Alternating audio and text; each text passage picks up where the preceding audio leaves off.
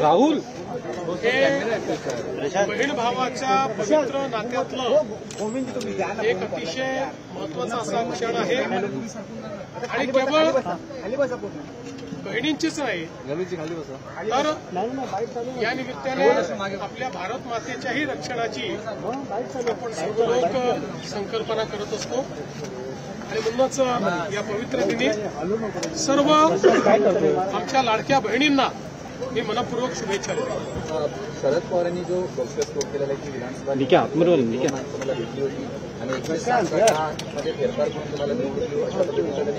Guarantee दिली होती त्या दोन माणसं पहिल्यांदा मला हे लक्षात येत नाहीये की इतक्या दिवसानंतर पवार साहेबांना राहुल गांधींना भेटल्यावरच ह्याची आठवण का आली।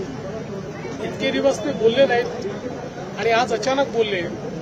राहुल गांधी ज्याप्रमाणे सलीम जावेदच्या कहाण्या तयार करून त्यांच्या स्क्रिप्टवर त्या ठिकाणी रोज नवीन कपोलकल्पित कहाण्या सांगतायत तशा प्रकारची अवस्था पवार साहेबांची तर झाली नाही ना। कारण पवार साहेब अनेक वर्ष राहुल गांधी जरी ईव्हीएम बद्दल बोलत होते तरी देखील कधी बोलत नव्हते।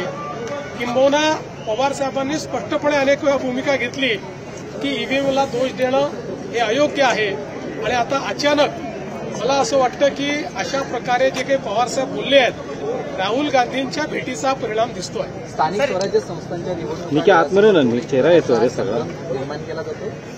कितीही संभ्रम निर्माण झाला तरीही भारता एवढे फ्री अँड फेअर निवडणुका कुठे होत नाहीत हे सर्वांना माहिती आहे आणि या संदर्भात सगळ्यात महत्वाचं सर्व मंडळी जनतेत बोलते हे सगळे बोलतायत पण इलेक्शन कमिशननी बोलवल्यावर हे कोणी जात नाहीत।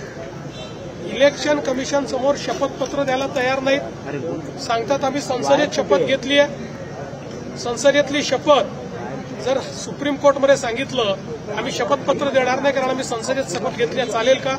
हायकोर्टात सांगितलं चालेल का?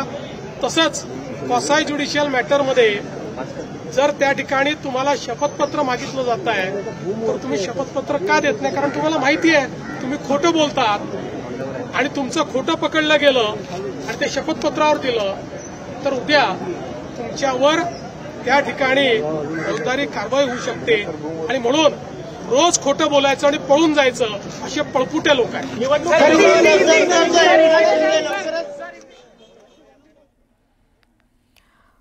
तर मुख्यमंत्री देवेंद्र फडणवीस हे रक्षाबंधन उत्सवानंतर बोलत होते माध्यमांशी। तर शरद पवार यांनी जे काही हा काही गौप्यस्फोट केला त्यावरती इतके दिवस शरद पवार का बोलले नाहीत विधानसभा निवडणुकीनंतर असाच प्रतिप्रश्न मुख्यमंत्री देवेंद्र फडणवीस यांनी विचारलाय।